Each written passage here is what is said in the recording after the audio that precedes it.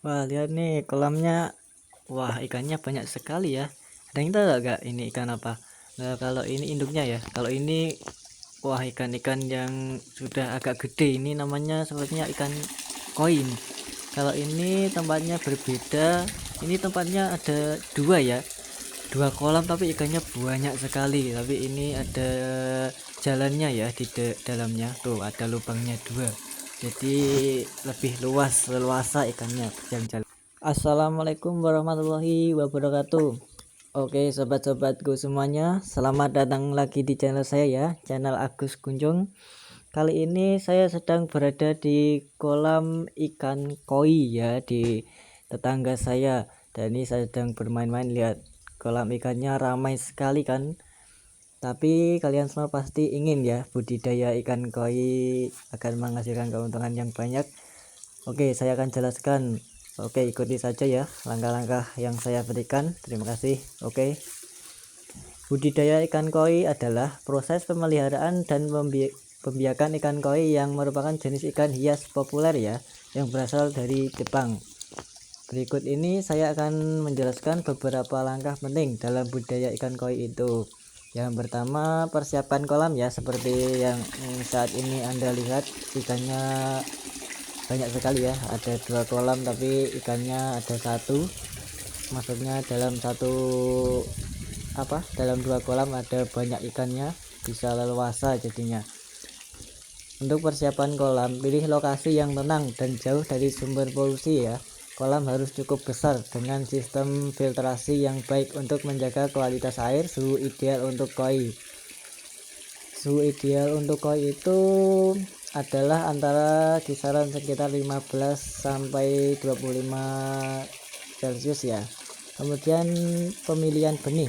Pilihlah benih ikan koi dari sumber terpercaya ya. Pastikan benih sehat, aktif, dan tidak menunjukkan tanda-tanda penyakit.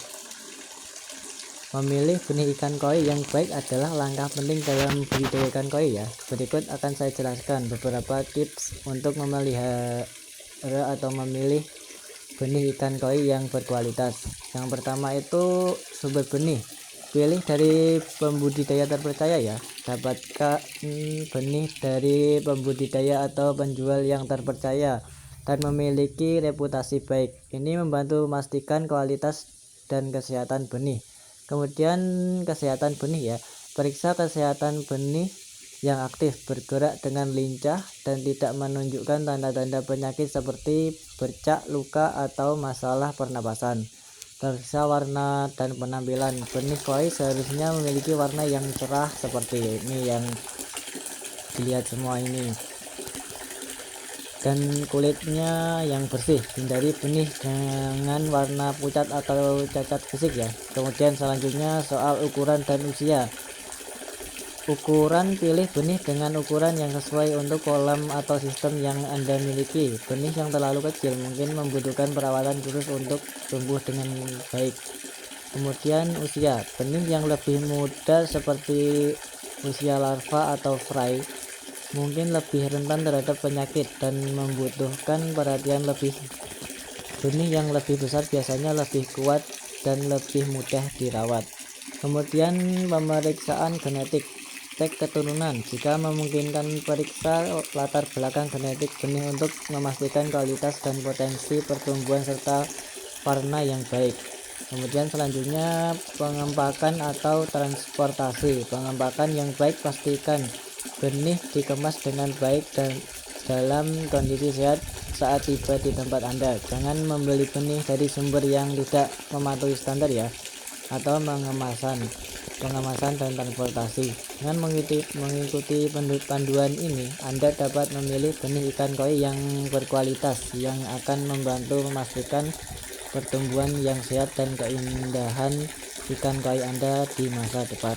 Kemudian yang selanjutnya itu dalam budidaya ikan koi ini, kalian juga harus memperhatikan soal pengelolaan air ya. Kualitas air sangat penting. Memastikan pH air berada di kisaran 6,5 sampai 8,5 dan kadar amonia serta nitrit rendah. Lakukan pergantian air secara rutin. Pengelolaan air yang baik adalah kunci keberhasilan dalam budidaya ikan koi.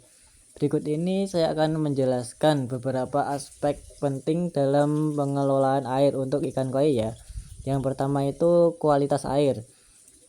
Jaga agar kualitas air tetap optimal dengan memantau parameter utama seperti pH, amonia, nitrit, dan nitrat. pH idealnya air harus berada dalam kisaran 5 sampai 8. Amonia harus mendekati 0 karena amonia yang tinggi bisa beracun bagi ikan. Untuk nitrit harus mendekati 0 juga. Nitrit adalah produk sampingan dari amonia yang dapat berbahaya jika terakumulasi. Nitrat. Tingkat nitrat yang tinggi dapat diatasi dengan pergantian air rutin. Kemudian sistem filtrasi. Gunakan sistem filtrasi yang efektif ya. Gunakan sistem filtrasi yang efektif untuk menghilangkan kotoran dan menjaga kualitas air. Sistem filtrasi biasanya terdiri dari filtrasi mekanik atau untuk menghilangkan partikel padat, dan filtrasi biologis atau untuk mengurangi amonia dan nitrit. Kemudian aerasi. Pastikan kolam memiliki sirkulasi udara yang baik. Aerasi yang cukup penting untuk mempertahankan kadar oksigen yang tinggi yang diperlukan untuk kesehatan ikan koi. Kemudian soal pergantian air. Lakukan pergantian air secara berkala untuk menjaga kualitas air tetap baik. Pergantian air sekitar 10-20% dari total volume kolam setiap minggu atau sesuai kebutuhan. Selanjutnya kebersihan kolam. Jaga kebersihan kolam dengan rutin, menghapus kotoran dan sisa-sisa pakan yang tidak dimakan. Hal ini dapat mencegah penumpukan bahan organik yang dapat mencemari air. Kemudian pengujian rutin. Lakukan pengujian kualitas air secara rutin dengan kit tes untuk memastikan parameter tetap dalam rentang yang aman. Dengan pengelolaan air yang baik, ikan koi Anda akan tumbuh sehat dan memiliki kualitas hidup yang optimal. Kemudian tahap selanjutnya dalam budidaya ikan koi yaitu soal pakan ya. Kita harus memberikan pakan yang khusus dirancang untuk koi, kaya nutrisi dan sesuai dengan ukuran ikan juga. Jangan memberi pakan berlebihan untuk menghindari pencemaran air. Pakan ikan koi merupakan bagian penting dari pemeliharaan mereka. Memilih pakan yang tepat dan memberikannya dalam jumlah yang sesuai akan membantu menjaga kesehatan dan pertumbuhan ikan koi. Berikut ini saya akan memberikan beberapa panduan tentang pakan ikan koi itu. Yang pertama itu jenis pakan koi ya. Yang pertama, pakan komersial. Biasanya tersedia dalam bentuk pelet atau granul. Pilih pakan yang dirancang khusus untuk ikan koi dan sesuai dengan ukuran ikan atau udang kecil, bisa diberikan sebagai tambahan. Kemudian pakan kering, termasuk pelet yang dapat mengapung atau tenggelam dan biasanya mengandung nutrisi lengkap. Selanjutnya kandungan nutrisi ya, protein. Koi itu memerlukan pakan yang kaya protein untuk pertumbuhan optimal, terutama saat mereka masih muda. Bahkan dengan kandungan protein sekitar 30-40% adalah yang idealnya.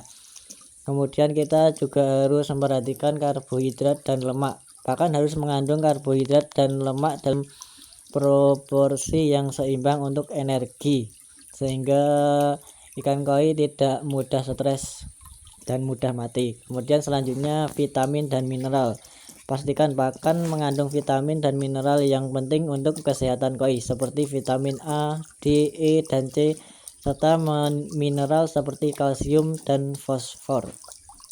Kemudian frekuensi pemberian pakan. Saat cuaca hangat, berikan pakan 2-3 kali sehari saja saat suhu air berada di kisaran 15-25 Celcius. Saat cuaca dingin, kurangi frekuensi pemberian pakan atau hentikan semua atau sama sekali jika suhu air turun di bawah 10 Celcius. Karena koi akan memiliki kebutuhan pakan yang lebih rendah dan cenderung kurang aktif. Yang keempat itu jumlah pakan. Berikan pakan yang jumlah yang dapat dimakan oleh ikan dalam waktu 5-10 menit ya, untuk menghindari sisa pakan yang dapat mencemari air. Kemudian kualitas pakan. Pilih pakan berkualitas tinggi dari merek terpercaya. Hindari pakan yang mengandung bahan pengisi atau bahan tambahan yang tidak perlu. Dengan memberi pakan yang tepat dan mengikuti panduan ini, ikan koi Anda akan mendapatkan nutrisi yang diperlukan untuk pertumbuhan yang sehat dan berwarna cerah. Oke, selanjutnya saya akan memberikan cara budidaya ikan koi itu yang selanjutnya, yaitu soal perawatan dan pemeliharaan. Pantau kesehatan ikan secara berkala, tangani penyakit dengan cepat jika terdeteksi, jaga kebersihan kolam dan sistem filtrasi. Perawatan dan pemeliharaan ikan koi yang baik melibatkan beberapa aspek penting untuk memastikan kesehatan dan kesejahteraan ikan.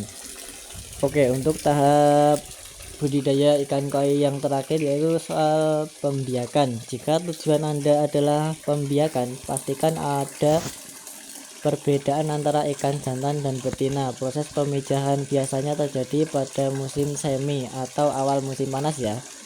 Jadi kita itu harus memijahkan atau memisahkan antara ikan jantan dan betina. Dengan memperhatikan yang tepat pada detail ini, Anda dapat sukses dalam budidaya ikan koi yang sudah saya jelaskan atau sudah saya paparkan di depan tadi semuanya. Semoga bermanfaat ya.